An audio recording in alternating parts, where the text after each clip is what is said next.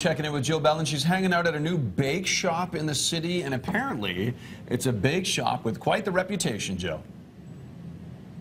Well, this is a bake shop that made the trip up to Calgary to unveil their cookbook. So the cookbook company is hosting us here this morning in the kitchen. But if you've ever made the road trip up to Edmonton, you probably know Duchess Bake Shop because they have truly earned fame in the last 6 years upon opening and have been named by Buzzfeed recently as one of the top bakeries you need to eat at before you die. So worth the trip up to Edmonton. That's a good excuse right here. So we're so happy to be joined here this morning by Giselle and your business partner, who's going to get to baking. So good morning to you. Good morning. Thanks for having me. Well, welcome to Calgary. We're happy to have you. And this is a very exciting endeavor. But first things first, for people who aren't familiar with Duchess Bake Shop, having opened 6 years ago, tell us a little bit about the concept.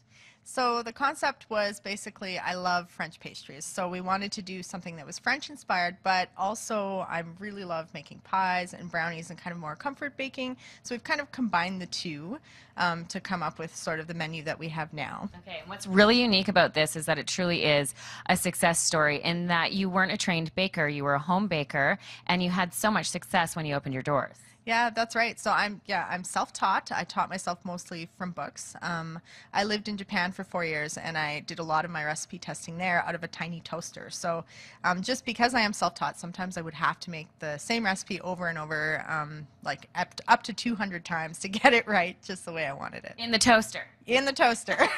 That's quite the commitment. Okay, and then following that, you decided to write your own cookbook, which you've also taken upon yourself to do.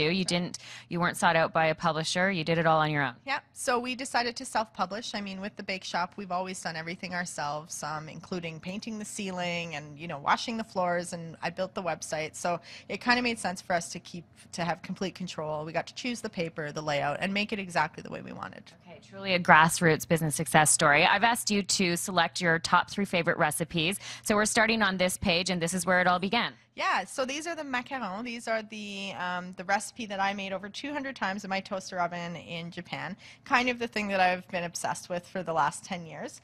We tried to include a lot of step-by-step instructions in the book, so you can see kind of it is, some of these recipes are maybe feel a little bit daunting for a beginner baker, but we tried to make them as self-explanatory as possible. Foolproof? Okay, let's turn to the next. This is number 2. So we have everything in the book from super easy beginner to kind of more complicated.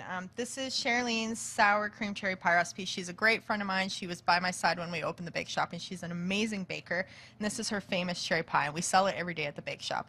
And it's great for those Alberta sour cherries. A lot of people have those trees in their yard. This is a wonderful dessert to make with that. Okay, you're going to have to stay tuned for the 3rd recipe because we're out of time, but we're also going to get to baking here this morning. We're making madeleines, which I'm told are foolproof as well until you get me in the mix.